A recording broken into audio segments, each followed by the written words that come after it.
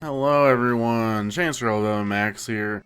It is Beavers offseason. We're going to start off with the stats. As you can see, Travis Kelce had a lot of yards, but that's about it, unfortunately. William Green had a pretty decent year. Given our terrible O-line, we'll take that.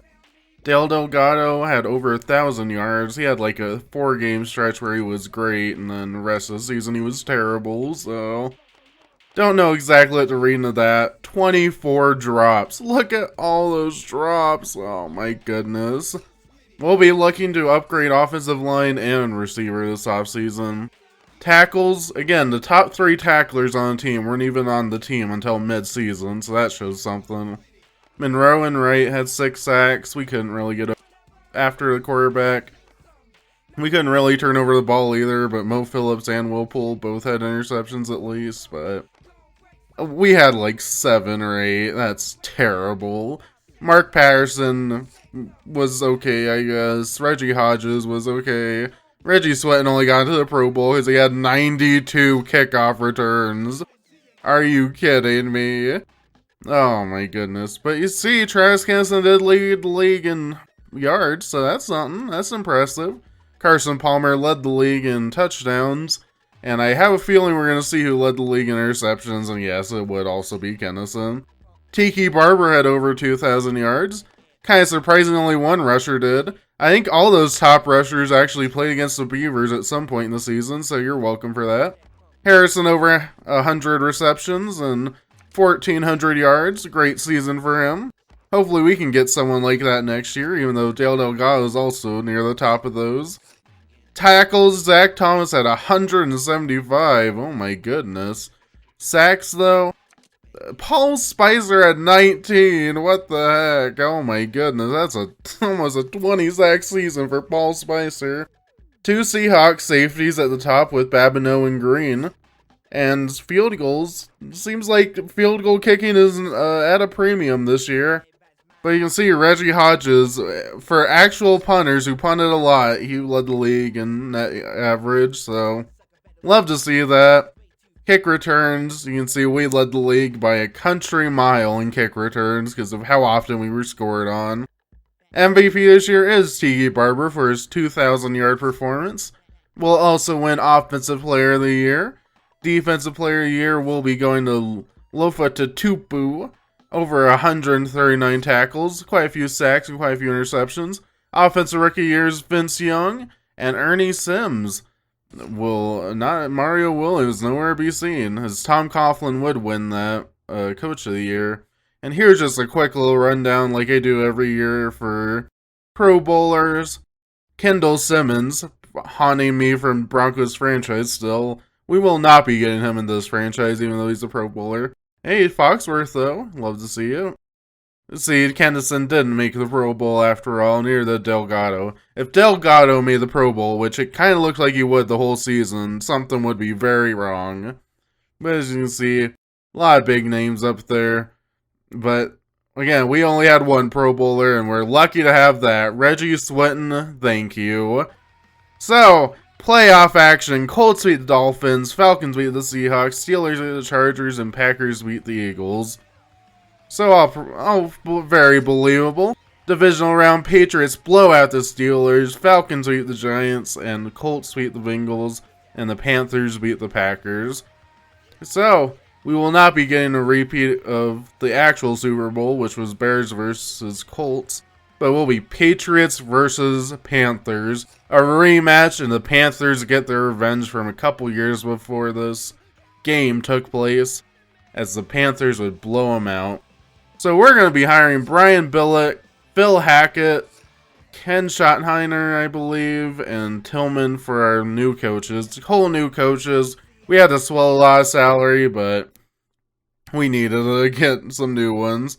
Brett Favre's going to retire. Junior Seau's going to retire. Not a huge bunch of names. Aaron Glenn, Keyshawn Johnson. Trent Green, that's a big one. But Troy Brown, also a big one. Kurt Warner was also up there, but oh, there's Drew Bledsoe as well. And see, we had 2 retirements. John Jackson and Toby McPherson. Both of them were terrible. So, let's get into re-signing the Beavers players. Travis Kennison wants no amount of money for us, so you're getting that franchise tag. You are way too valuable to this team for me to let you walk. Welcome back, Travis Kennison, even though you don't want to be here, but you're back anyway. Travis Kennison, or William Green, will be back. He wanted to be back too, so love to see that. Reggie Swinton was a lone Pro Bowler. He's coming back. Dale Delgado was terrible, but he still had over 1,000 yards, so he must have not been that awful. Nick Hendricks also coming back. Josh Bull, who I was surprised with his really low morale, did decide to come back. As well as Mo Phillips, Mo Problems. He wasn't terrible, but wasn't good, but I was really excited. Both of our safeties are going to come back. Andre Lott, Charlie Pepper, both coming back, and Reggie Hodges will also be coming back. And I wanted to sign back a lot more players, but, you know, we played so bad that they just refused to sign with us. Like Jonathan Welsh, I'm going to miss. Brett Pierce was another one. Really, a lot of these I won't. Junior Monroe, I enjoyed having him around, but he won't be coming back either. But Lance Mitchell was another one I was hoping to bring back, but it did not work out. And here is a trade. Joe Walker, you were terrible. If we can get that pick for you, we will. So here are some big free agent signings. Seems like the Seahawks and Giants both got quite a few free agents this year. And to see, there is actually a lot of moving around this year. My goodness. A lot of high overalls, which the Beavers did not get any of those. But, you know, we got a few good players. We got Janikowski, Leonard Davis. We got all new offensive line. And Mike Allstott.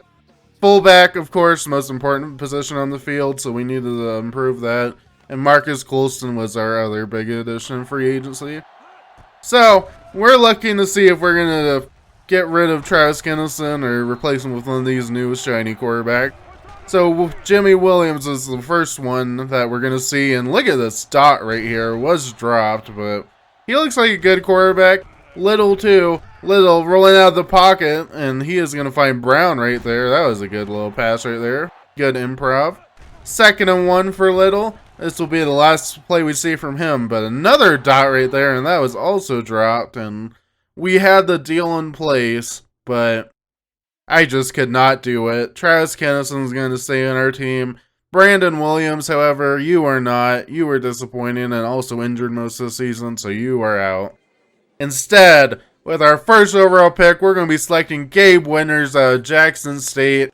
Welcome to the Beavers. We need you desperately. We produced almost no pressure last season. Tony Stanley's also coming to receiver. Byron Willie with 95 speed. That's going to be nice. Got 2 linebackers later on in Lewis and Colley.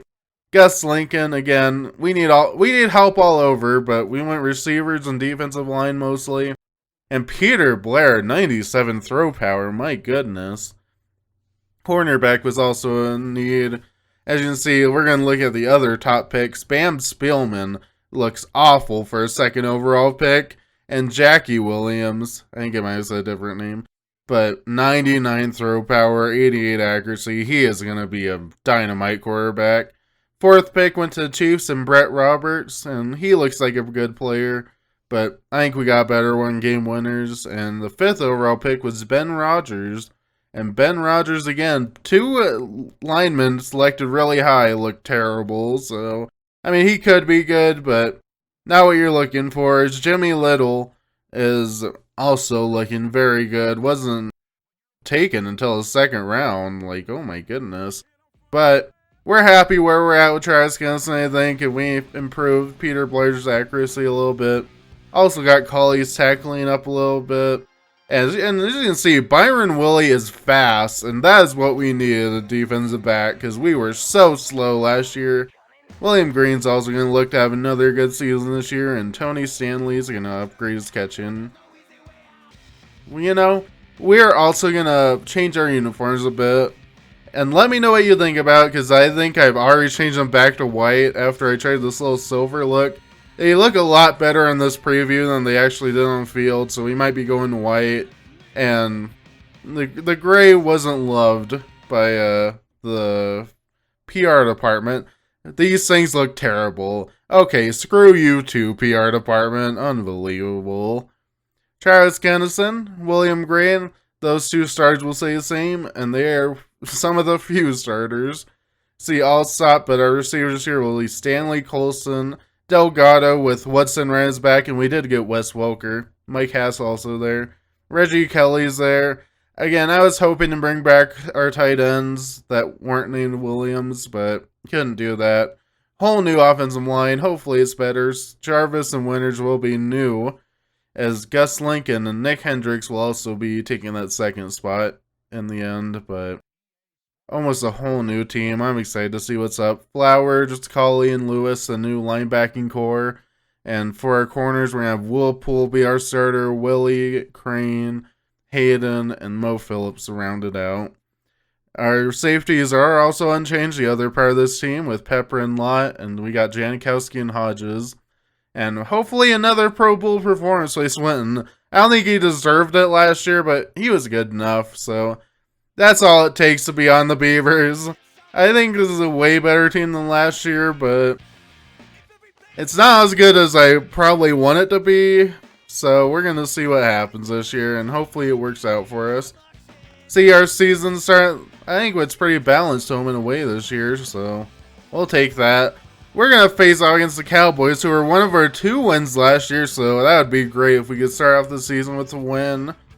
And we're looking to be a lot better this year than we were last year. That's all it takes. And I hope to see you guys there, and I hope you guys have a great rest of your day. Goodbye.